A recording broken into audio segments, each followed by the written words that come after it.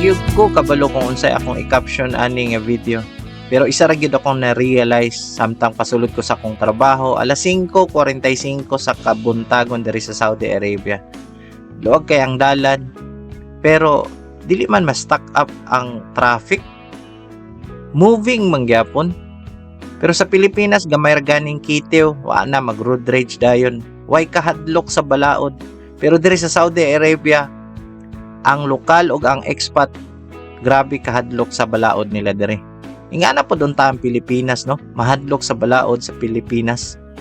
Pero mao lagi na makasakyanan lang feeling dayon nga untouchable na sila.